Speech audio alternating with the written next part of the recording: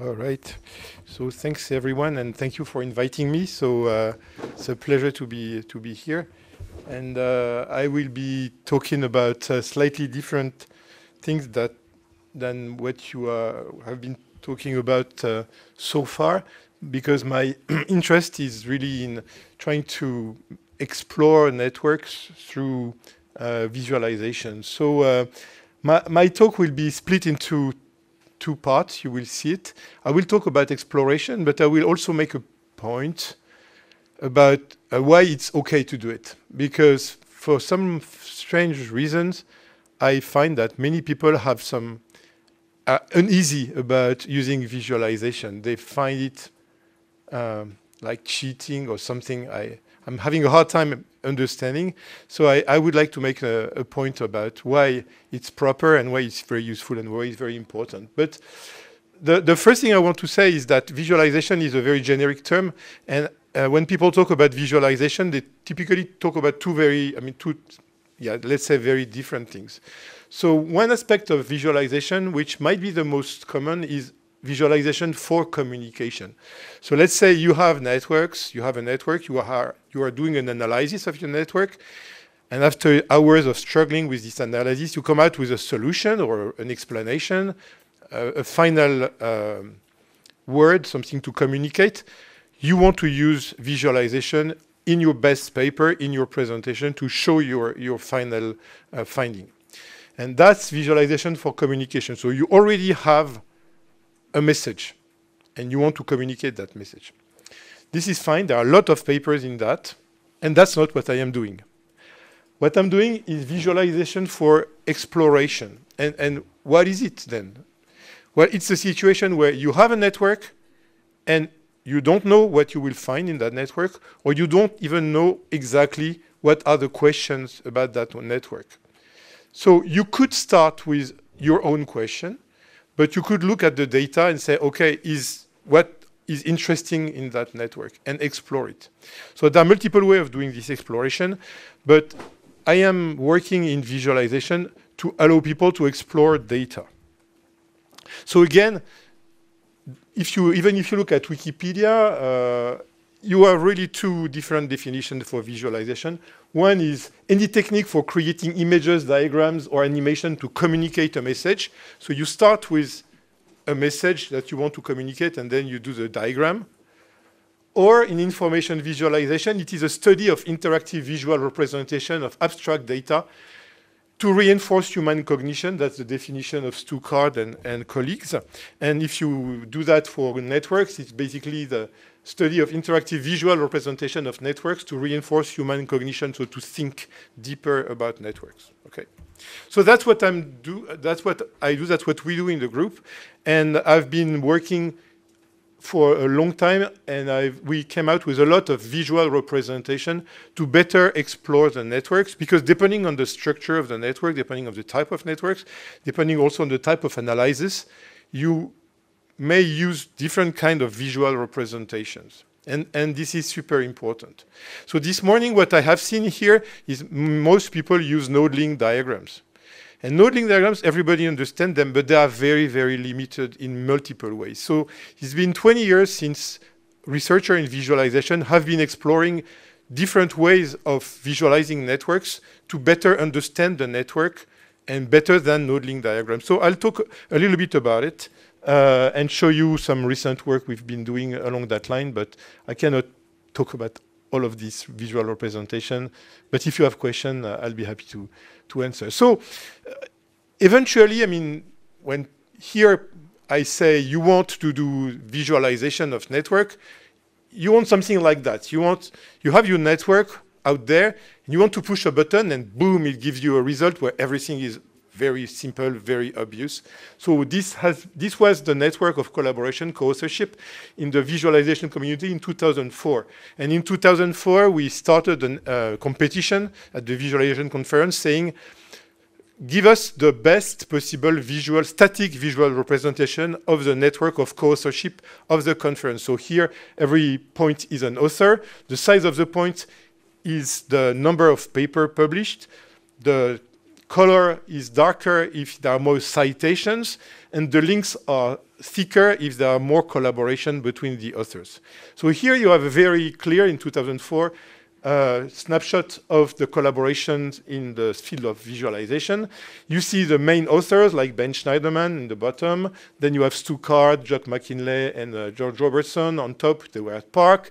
They were collaborating a little bit, etc. You see that they are split, etc. So you think, yes, we won. We have a very nice visualization of the network. But that's not true. This is a idealized representation of the network, because the truth is when you load the network and you push the visualize button, here is what you get. This is the truth. This is the visualization of the network if you push the layout and visualize button. And this is what happens all the time, or most of the time. So what happened then, Katie Borner with her students, she took that complex network and she said, this doesn't look good. So I'm going to cut this, and that, remove this, and that. And in the end, I have this very nice representation that is just an interpretation of the network, or a personal interpretation of the network. And she cut a lot of people out of it because there were too many of them and there were too many links. So this representation is nice looking, but is not a truthful representation of the network. It's just one interpretation.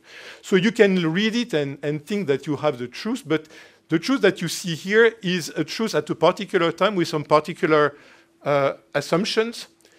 At that time, I had 4 publications, but she removed me because that was part of her rules.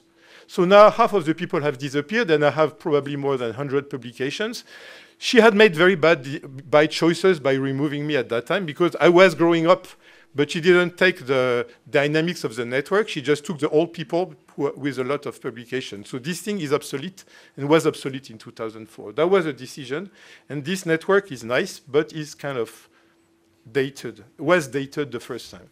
So this is really the problem of visualization. You want it to be readable, but if you have a real node link diagram and you push the layout button, it's not readable. So you have to make choices. But in order to make those choices, well, either you do a very complex analysis or you make some strange decisions. And then in the end, you have something which is an interpretation. So this is another kind of visualization. It was a LinkedIn professional network. It's again a node link diagram. It's my network a few years ago. So that was LinkedIn who was offering that. You push the button, show me the graph, and boom, you have that. This is totally unreadable, and this is extremely badly designed because it's an egocentric network. So I am at the center because I am part of every connection. So if it's an egocentric network, one simple rule is you remove the ego because it doesn't make any information. It's an egocentric network, so I'm connected to everyone. So there is no need to put me anywhere because I'm, by definition, connected to everyone. And still, when you have that, you cannot tell much. In particular, you cannot say if 2 people are connected. It's too dense. So this network is just a statement to say, wow, this is amazingly complex. That's it. So I did it a bit more recently, and I have the same kind of statement. It says, wow, this is amazingly complex. This is totally useless. So let me explain to you how we work and what we did. And we did it a lot of time with different representations. So we started with Mohamed Ghaniem. Maybe he was here a couple of days ago, but a PhD student. And we started by working on particular networks. So they came out like that with the node link diagrams. And so you look at this network and you're like, what can I say about this network? It's tough. So what we did is we said, OK, let's look at the adjacency matrix and let's kind of make it tidy. And wow, there is a structure here. So yeah, there is a structure in the adjacency matrix because you see that every line and every column is a vertex. And when they are connected, there is a black dot or blue dot here. So you see that every page is connected. That's a website. Every page is connected to those websites. So that's the banner. And then they are organized in multiple groups, which are very well connected. And actually, this is a structure of a conference. It can be the website of the Marani conference over the years, where you have a banner which brings you to all of the common pages. And every year, you have a set of connected pages. And you see clearly the structure. So we saw that in 2002, I think. And we said, wow, this is an interesting way of visualizing a network. So let's send it as a paper this conference. We sent that as a paper saying on the left, you see not much. On the right, you see the structures. So this is a great way of visualizing networks. And the paper was rejected, saying, prove it. Prove that the right one is better than the left one. And that's fair. That's fair. I mean, I say it's more readable, but we are in a research community, so if I say it, I should prove it. So we did it. So we did a readability experiment. We took random networks with different size, different densities, and we laid them out with the best possible node-link visualization on the left and the matrix on the right. And we asked 9 questions, and we measured the time and the accuracy of the answers, and we compared them. And the answer is very clear. When the graph becomes larger or denser, the matrix wins all the time, all the time. Because when the graph is dense, you cannot do anything with the node-link diagram anyway. And the matrix is pretty good for many things, except for following a path. For following a path, it's a disaster. But a node-link diagram which is dense is not helpful at all either. So both are very bad. So then we published this article, and it's been a shock. And there has been a lot of follow-up articles. One article was saying there is no such thing as a dense graph, which was very weird. So they say, well, no, a matrix is not useful because we never have a dense graph. And my claim is, of course, you have dense graphs, but you'd never show it with a node-link diagram because it's useless. But of course, you have dense graphs. So there's been a lot of discussions.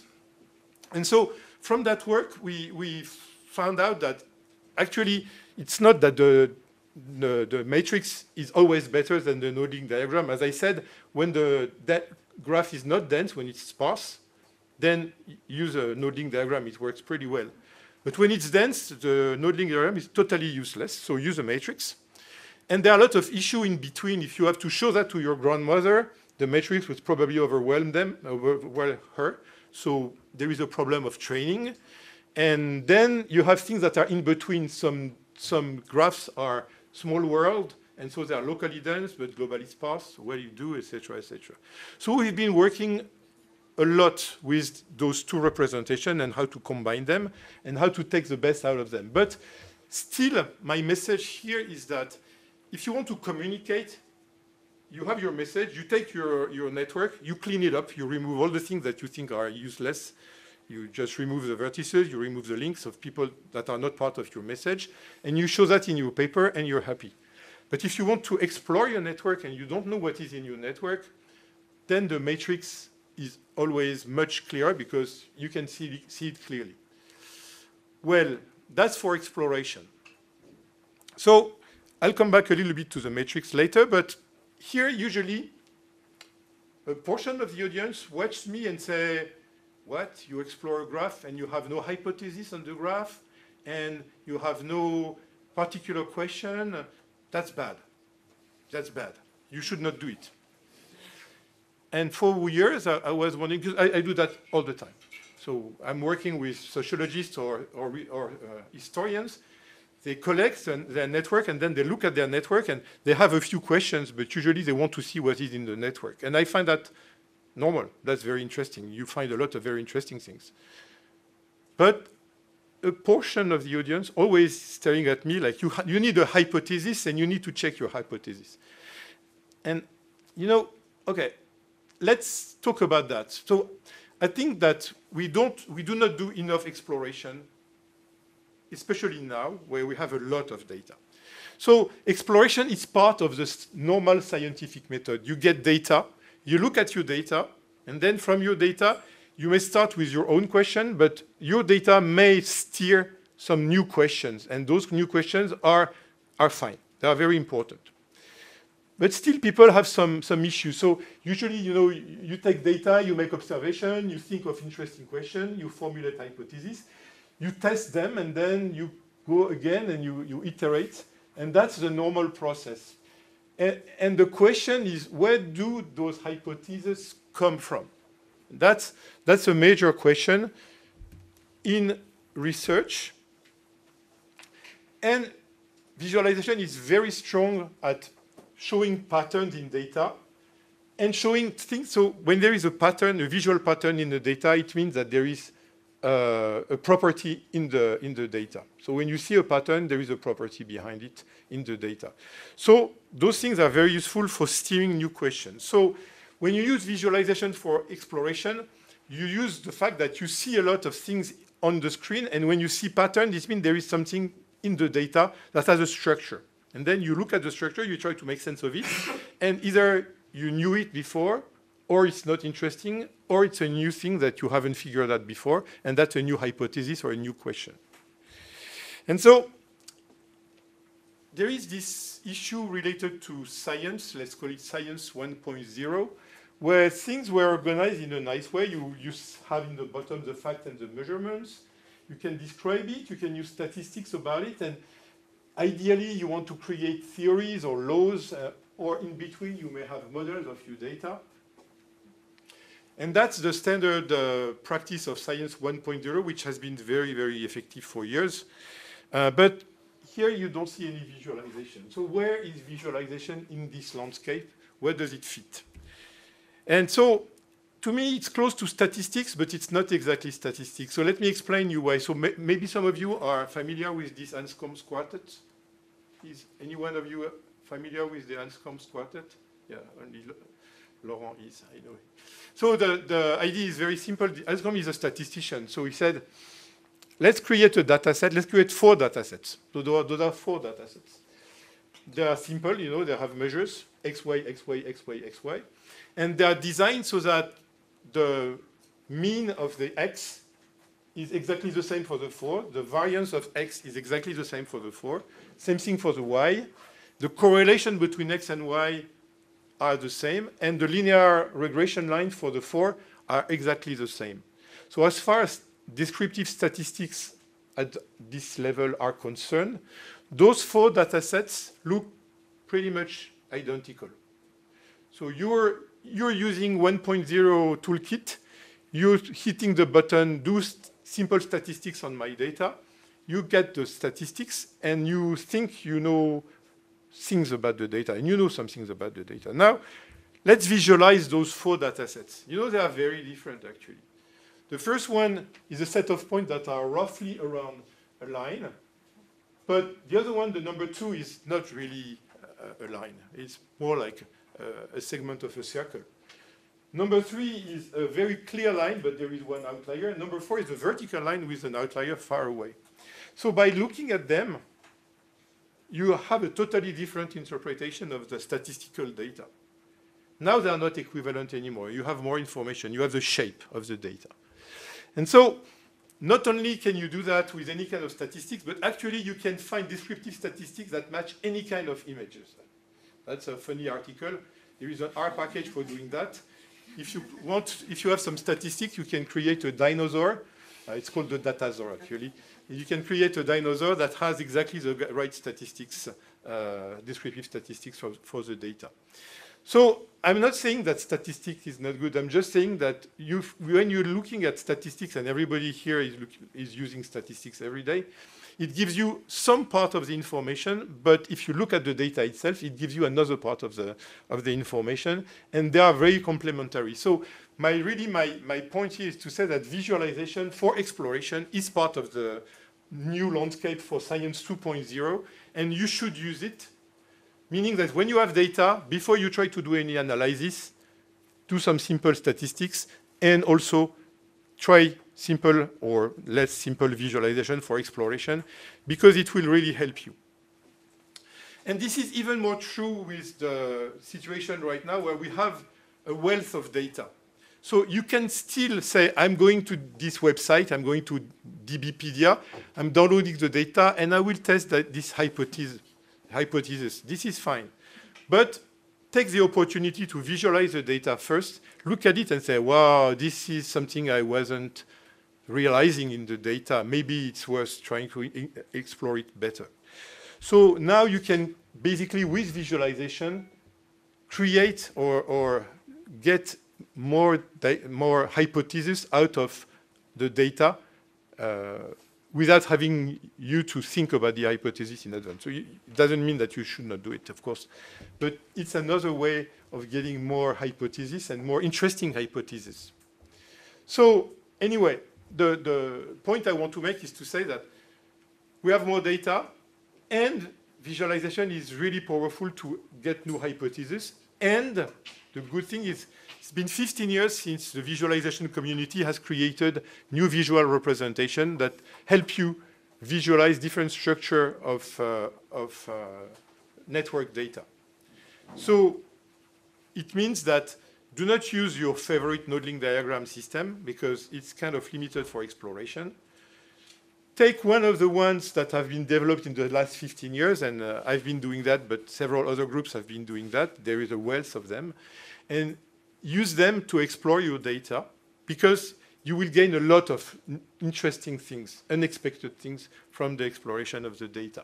And that's my claim. And so I'm saying that because there are a lot of controversies. People are uneasy with that.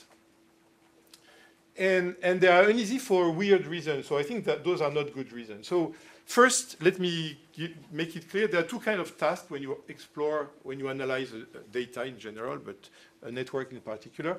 You have non-generalization task, and you have generalization task. So what is a non-generalization task? It's the task of a police person trying to find the bad guy.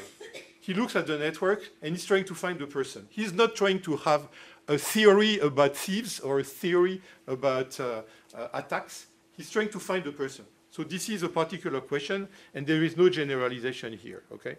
So many people who are watching networks have non-generalization tasks.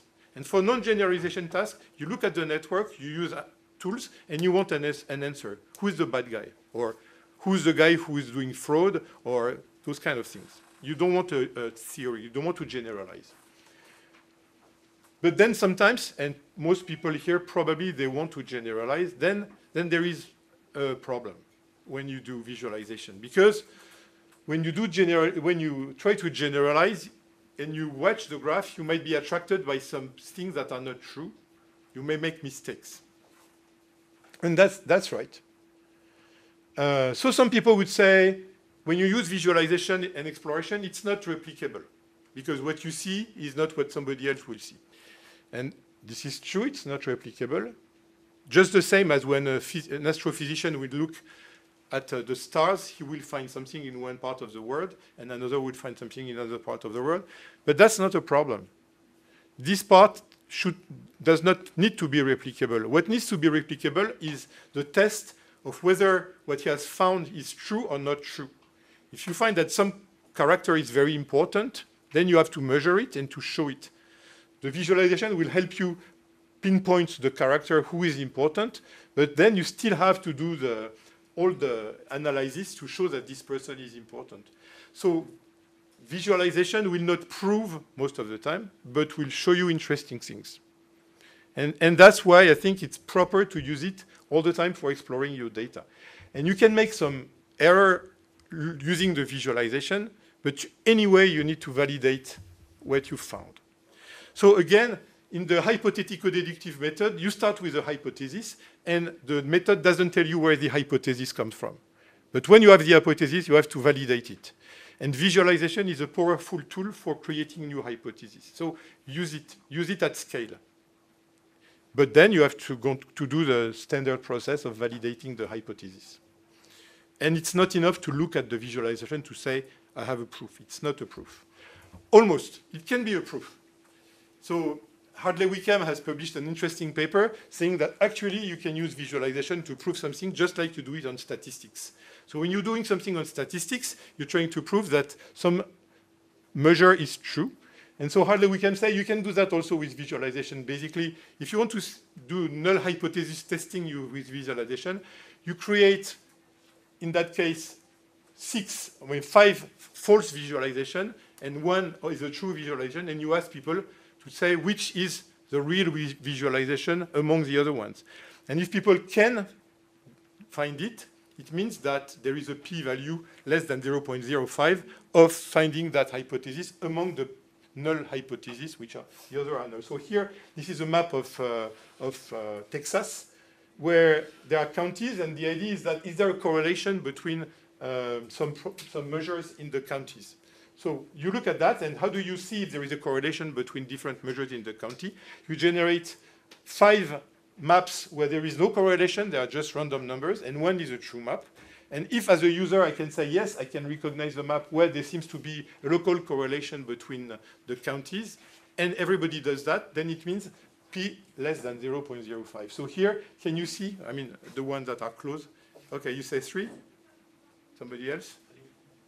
Yeah, but so 3 is true. So number 3 is the one where there is a correlation. So this is a p-test using visual statistics, and it's the same as a p-test using statistics. So actually, you could prove to some extent. It would be super tedious to do that with real visualization. This is a simple case. Okay, so basically, that's the idea of the hypothesis. And then there are problems with multiple comparisons in visualization because you can do multiple comparisons at the speed of light. And multiple comparison in statistics have problems. So you should be careful when you do that. But still, even if you do multiple comparison, in the end, if you do the statistics, you can validate them or not. But you have to be slightly careful when you do that. So I have example. I will skip them, but just my point is to say that use visualization to generate new hypotheses. This is very rich. It's fine to start with a hypothesis, but it's really nice and very fruitful to look at the visualization using the right visualization. So again, that's the idea. Now we have tools. This one is one of the tools to explore data. Out of that data, we can find interesting patterns. And I can relate you the two patterns. Those are the same data set. And now you can explore, and you don't have the problem of the visualization is not readable because it's always readable. Of course, there is one small thing that I have skipped here to get this visualization. I did something additional to using the matrix. I reordered the matrix so that it's readable. Okay, so this reordering of the matrix is an analytical operation, and it's useful because then you can see the patterns appearing. So basically, this is a full connected subgraph, and it appears as a square. You know, this is a hub of a connector. So this appears as a cross, etc. So when you learn to read those things, you will recognize them. So I've been working a lot on this problem of how do you reorder a matrix to see the patterns. It has a very long history. It's been used in many domains. And the funny thing is that it's been explored in very different domains, and the domains were not aware of each other. So this is a very fragmented history. So basically, there is a paper by Leave on the history of this seriation and reordering algorithms, starting in archaeology with Robinson, but there was more. And we published a state-of-the-art survey on all the methods for reordering adjacency matrices for visualizing networks.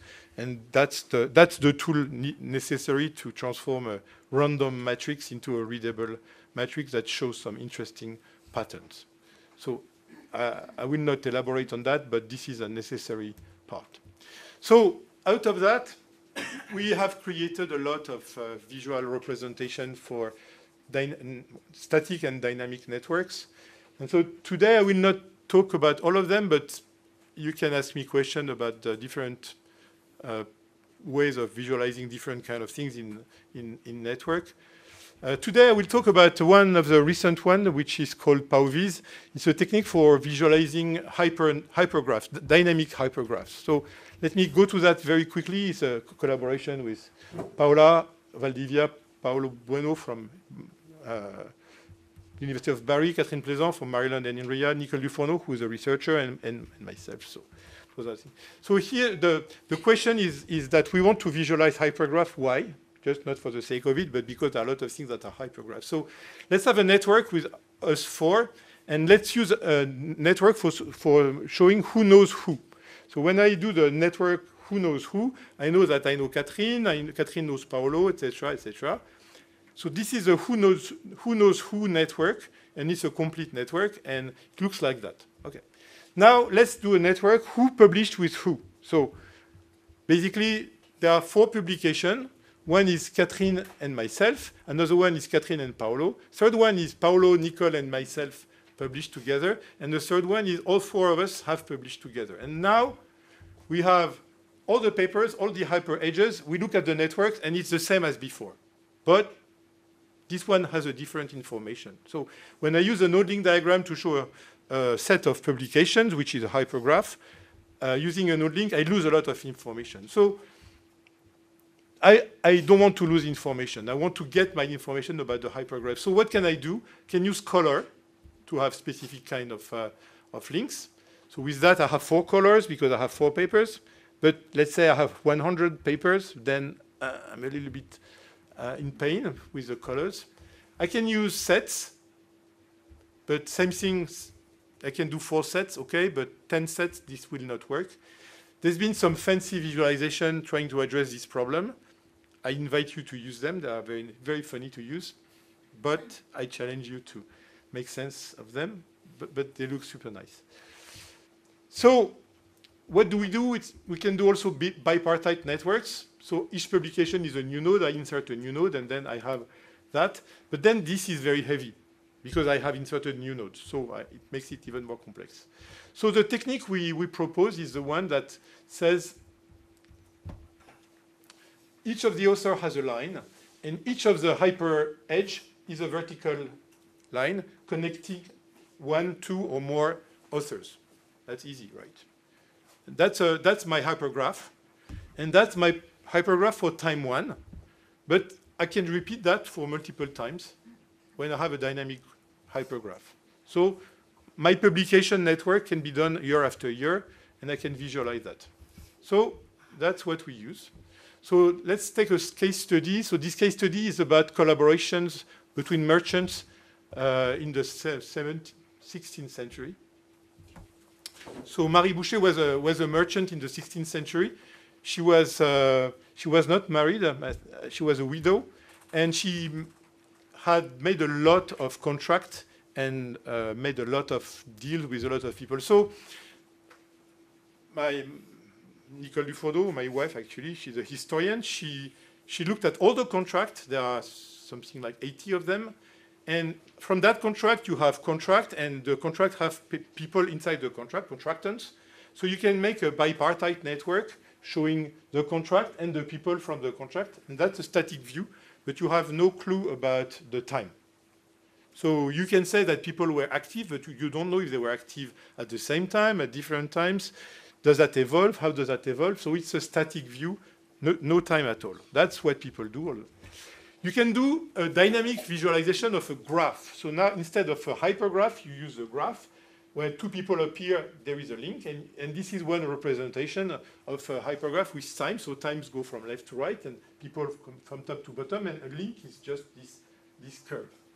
So that's what she did, and she did her analysis.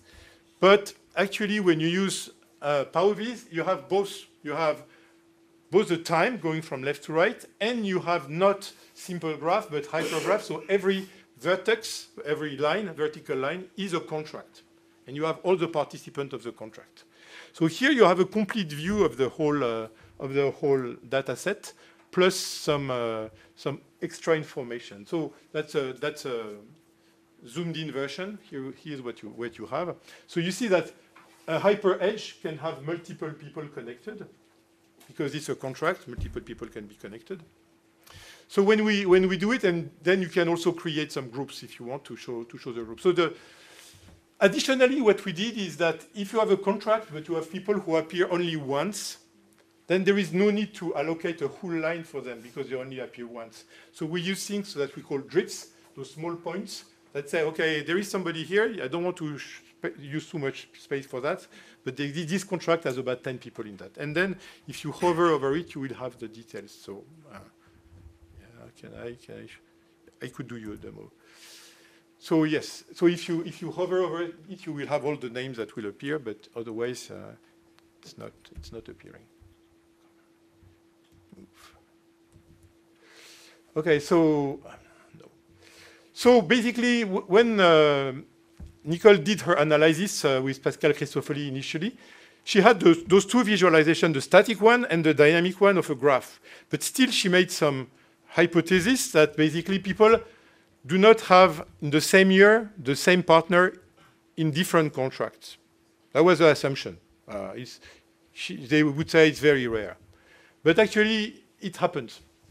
So in 1667, there are 2 contracts with these people and 2 contracts with these people the same year. So you don't see that with a normal graph because the links are merged. And that's very clear that she has done contract with the same people over the same year. So this visualization makes it very, very clear. And so then she can do higher level analysis. And the story is that there has been three periods for her trade. She started with France, with some colleagues from France, and then she expanded as transatlantic. She did a triangular trade, so she armed the boats to send slaves in the Americas, and then she expanded her network for later, and this is very visible. Of course, there are some issues. So, for example, here, this merchant is still visible here, Marie Boucher, but actually she was dead. She has been mentioned in a contract. So, as mentioned, she appears, but actually she was dead at that time. So this is a small artifact of the network, but that's not a problem. Okay, so just so it's very clear that those are the main characters, and there are some slightly interesting things because there is Marie Boucher is the main character, Hubert Antome is the other second main character, and they created a company Hubert Antome and Marie Boucher, and this one is tough. So it's a company with the 2 names, and I challenge you to model that correctly. It's interesting. So that's the example. So again, in summary, now we can display dynamic hypergraphs in a readable way. You can do it. It's online. It's free. You can go to the PowerViz. It's here. It's online. You don't have to download anything. You can upload your data and play with it. And this is an example of the type of visualization we do for exploring data. So for exploring, in that case, hypergraphs. So this works for reference citations, for example. You can look at the citations of a group of people. You can compare citations of multiple groups of people. It's very effective, and it's super interesting. So just as a conclusion now, I'm done with my presentation. I think it's very important to realize that using visualization for exploration opens a new set of possibilities. You can realize you can find new hypotheses on your data, but the visual representation that you use in order to do that are very different from the visual representation, or slightly or very different from the visual representation you use to publish or to describe what you have found for conveying a message. So it's perfectly fine to use node link diagrams for conveying a message. Also, it should be a bit cleaned up. But for exploration, the other representations are very efficient. Well, of course, or maybe it's not obvious, but actually they need some training. So I'm not selling you something saying, you look at it and in 5 seconds you'll be super expert. No, it takes a bit of time to learn those representations. But I guess it takes a bit of time to learn to use R or to use Network X or to use any kind of things. Those visual representations, it takes between 15 minutes and 1 hour, depending on the percent of the question, to learn them. So it's not days, it's more like minutes or hours. And they give you a lot of advantages. And they are very, very effective. So here I show you that you can use a dynamic hypergraph, and we are still continuing to do it. And we provide a lot of them. And my second takeaway message is really consider visualization as part of the toolbox of the Science 2.0 toolbox. I think it's very effective. And even if people have some issues with it, and we can discuss that, I think it's fine. If you verify what you found visually and you test it, this is safe. So there is no problem in using visualization. And if you do not visualization, it means that you will miss some very interesting things that are in the data that you will not have as a hypothesis, because some things are very difficult to guess in advance. So thanks for your attention, and I'm ready for questions.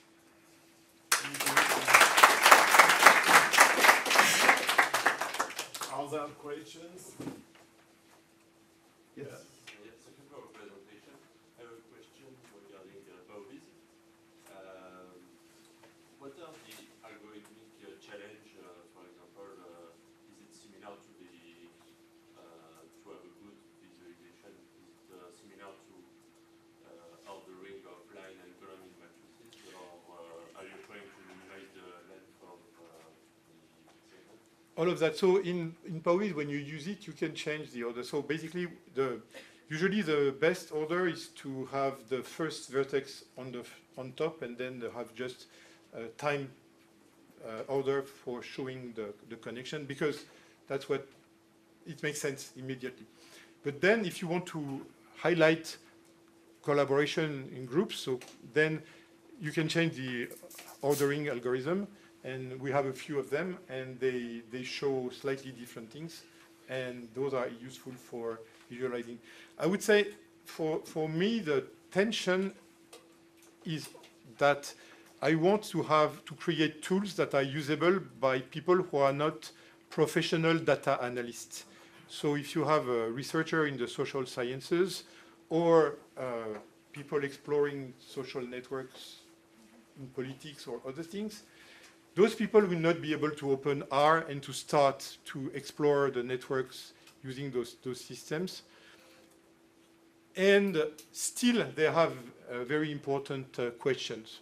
So I've been creating a lot of visual representation that maybe you can compare them to background maps. So you can use maps for a lot of things. You can use the background of maps for a lot of things, but they are super useful for overlaying information and for adding information. And so for me, the main, my point of view is my main problem is to find the right trade-off between power and expressivity. You can have a high power and be super hard to use, and that's not what I want. You can be super easy to use and have no power. You use 3 nodes and that's it. And I want to increase the power and keep the simplicity at the minimum level so that more people can use it. And then on top of it, I use analytical systems. So I've been trying to work on training algorithms and to make them flexible enough so that people can express what they want without understanding how to get to the nitty-gritty details of the parametrization of the algorithms. So I've been working a lot on how to use those algorithms and many others to try to help people use them without knowing all the details about the inner work or the inner details inside it. Other question? Do you think that a novel representation of the network, like a matrix or a dynamic hippograph, can be useful for applications such as network embedding, and can facilitate this process, because this embedding with the structure of the network is very difficult? So can you elaborate on what you want to show using your network embeddings? A novel representation, if it can help us to get an easy network embedding. Instead of using directly a graph, we can use this representation for a matrix. Yeah, yeah. That's really the purpose. So one thing that I'm trying right now is I have another system called the Vistorian, and this system provides 4 different visual representations for networks plus the details. So I'm trying to work into trying to provide more and more representations. So if you have a problem, you upload the graph and you try this representation to see which one will better exhibit the pattern that are interesting for you. So my feeling is that you can clearly enhance the interpretability of your network using some of this representation, but some will be useful for some tasks and some data structure, other will be useful for other tasks and other data structure. So it's a question of experience and also testing. But yes, I mean, this is really my goal is to find multiple representation to fit this exploratory setting. Yes. Yes. So when you show your hypergraphs, I see a string of interactions basically, and I'm wondering if you have some ideas, because sometimes interactions can have duration. Yes. Oh, yeah. And if you have some idea about how to yes. visualize this, because it can be pretty messy pretty quickly. So. Sure. So yes, we do not deal with intervals. So we discussed that. So yeah, there are many things we could do. So actually, vertices have lifespans. So people start, people end.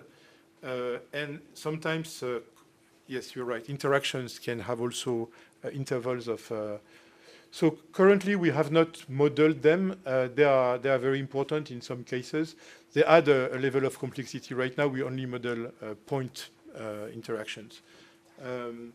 So this is part of the next steps.